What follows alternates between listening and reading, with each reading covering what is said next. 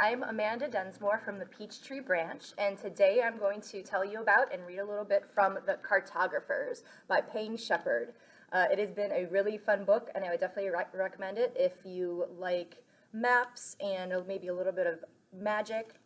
I'll read you the description and then I'll read a bit of the book. What is the purpose of a map? Nell Young's whole life and greatest passion is cartography. Her father, Dr. Daniel Young, is a legend in the field and Nell's personal hero, but she hasn't seen or spoken to him ever since he cruelly fired her and destroyed her reputation after an argument over an old, cheap gas station highway map. But when Dr. Young is found dead in his office at the New York Public Library with the very same seemingly worthless map hidden in his desk, Nell can't resist investigating. To her surprise, she soon discovers that the map is incredibly valuable and exceedingly rare. In fact, she may now have the only copy left in existence, because a mysterious collector has been hunting down and destroying every last one, along with anyone who gets in the way. But why? To answer that question, Nell embarks on a dangerous journey to reveal a dark family secret and discovers the true power that lies in maps. Perfect for fans of Joe Hill and V.E. Schwab, The Cartographers is an ode to art and science, history and magic, a spectacularly imaginative modern story about an ancient craft and places still undiscovered. So again, The Cartographers by Peng, and I'll go ahead and read the first chapter for you. 1. The Library. In the dim light of her desk's single bulb lamp, the map nearly glowed. Fra Mauro it was called.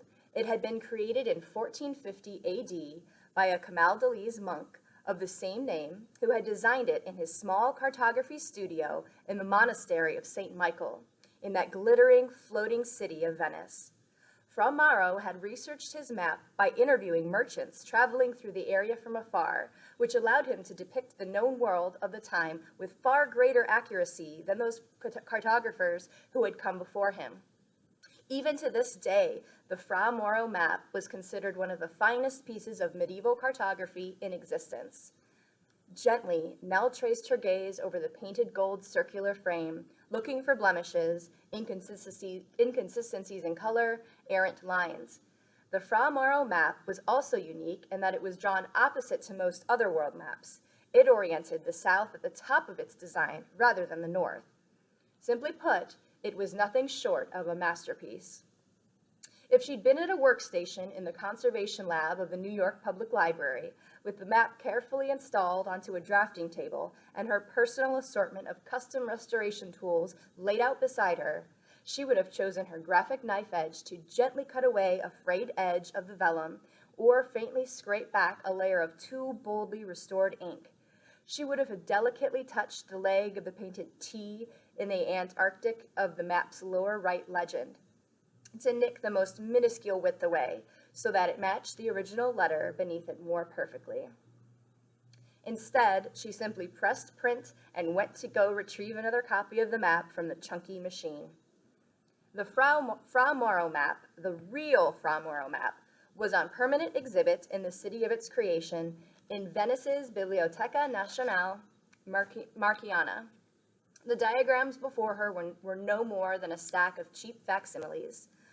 What she was doing was not what she had trained her entire life to do, conservation and research on priceless ancient pieces of art in a hermetically sealed museum laboratory. She was adding flourish, nonsense weathering marks and fading, to budget scans of those masterpieces at a cramped, sagging desk in Crown Heights, Brooklyn, and then printing them out by the batch to be sold to casual enthusiasts to add a bit of academic flair to their decor. Nell Young was not a scholar of cartography anymore. She was a design technician at Classic Maps and Atlases. We can make any map. Classic, as her boss called it for short, was the antithesis of conservation. Thousands upon thousands of reproductions of real ancient or rare works of art, mass printed onto modern acid-free paper, then mass crinkled or mass aged or mass hand decorated with anachronistic symbols, all able to be ordered with 2-day shipping direct to a doorstep and hung in a living room that same afternoon. It was also Nell's only paycheck. It hadn't always been this way. Once she'd been staring at a bright future ahead of her. She'd attended the best schools, successfully defended her PhD dissertation, and landed an internship at none other than the awe-inspiring Maine branch of the New York Public Library in its prestigious conservation department. She was on her way to someday matching, perhaps even surpassing, the illustrious reputation of her father, one of the NYPL's most celebrated scholars. People had even started to whisper about how the new Dr. Young in the halls as she passed. Once, for a brief moment, she had been just a little bit famous in that tiny, overhead fluorescent-lit, cluttered world of endless stacks and musty archive drawers. Then the junk box incident happened. Nell put her thumb on the right bottom corner of the Fra Mauro reproduction she just printed to cover the small, unobtrusive logo. 7 letters in a faux ancient font, classic. Every one of their products had the little word somewhere to indicate that the map was indeed a known copy of the original and not attempting to pass itself off as the real thing. She didn't know how anyone could mistake an ancient work somehow printed onto matte sheen finished poster paper for the real thing, but she ensured the logo was on every printout just the same.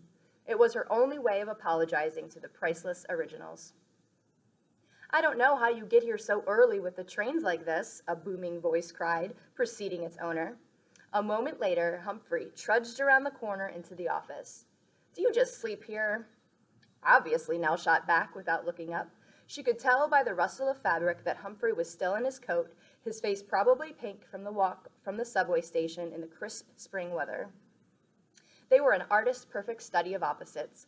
Nell was young, short even in heels, and in desperate need of some sun, topped off with a mop of mousy brown hair and tiny enough to completely disappear in an oversized cardigan, leaving only her glasses behind. And even though tall, bearded, warmly tanned Humphrey had to be in his 60s at least, everything was still huge about him. His voice, his build, his energy, and also his patience with her. "So what do you have for me today?" Humphrey was asking, leaning over Nell's desk. "The Fra Mauro," she said. She spun it around and held it up by its corners. "I fixed the frame so the crackle will look perfectly accurate now, even under the matte finish and a layer of glass." Next to her mouse on the desk, her mobile phone lit up suddenly as a call came through. The glow caught her eye. A job, perhaps? But she resisted looking in front of Humphrey, just in case. That was always her first, most hopeful thought when she got a call at work. But she hadn't applied for anything lately. Not that she could remember, although after the first few hundred attempts, the applications all started to run together. The cartography field was small, and it always ended the same way. Once a potential employer realized who she was, and that none other than the elder Dr. Young himself had banished her from the industry all those years ago, she always stalled out at the next stage in the process. "It's good," Humphrey nodded thoughtfully. For a moment, Nell started to smile. But then he said what he always did. "But we need it to look older." He curled his meaty hands into claws as if to indicate something, a crumpled pirate treasure map or ancient sand running through his fingers, or trash. "Like much older. Give me another 100 years, plus storm damage or something. I want it to look like it went on a dangerous voyage, then was smuggled to us in a sunken treasure chest." He laughed. "You know?" "That doesn't make any sense," Nell argued. Her phone lit up and buzzed again, a second call, but she continued to ignore it. First of all, the Fra Mauro map was drawn on vellum, which lasts much longer than paper. And second of all, it wasn't a pirate map. It was created by a monk in the personal offices of his monastery and stored there for the entirety of its existence until it moved to the Biblioteca Nazionale Marchiana, making it one of the best preserved specimens we have from the 15th century.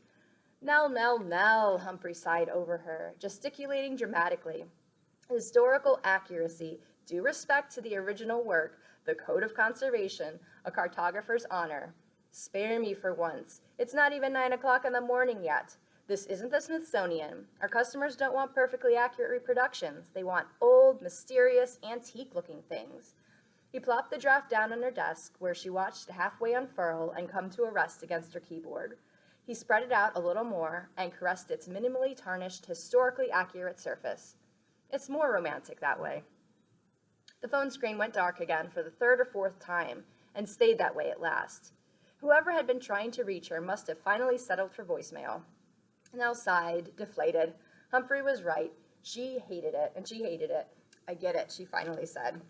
Look, I get it too, Humphrey replied, his voice gentler now. Even with her refusing to ever talk about the past, he'd been able to glean over the years just how passionate Nell had been about the work she used to do and the maps she used to curate. I know this is not your dream career. Humphrey, I'm sorry, Nell started. Most of the time, Humphrey found their blue-collar boss versus uptight academic back-and-forth entertaining, but she knew she should be more grateful. After the junk box incident, Humphrey was the only employer even just barely associated with the cartography industry that would take her in. Classic was hardly map work, but it was better than nothing at all. Like you said, it's not even 9 a.m. Hey, all forgiven. He wrapped his knuckles on her desk and then fished a $20 bill out of his wallet. How about some coffee? My treat. You want one of those fancy caramel mocha swirly whipped cappuccino things? Nell forced a smile at his generosity. She was his head design technician, but the office was small. She was also the head accountant. She knew how tight money was and how badly the office was falling apart. Just black with some cream. Humphrey smiled back and pressed the bill into her palm. See you soon, then. You are insufferable, she laughed, reaching for her purse with her other hand. Those stairs are insufferable, he called after her over the slam of the office door. All right, so I am going to end there. It is like I said, it's a wonderful book. If you really like maps, if you really like magic, I would definitely recommend it. I hope you enjoyed listening to the first part of the Cartographers by Peng.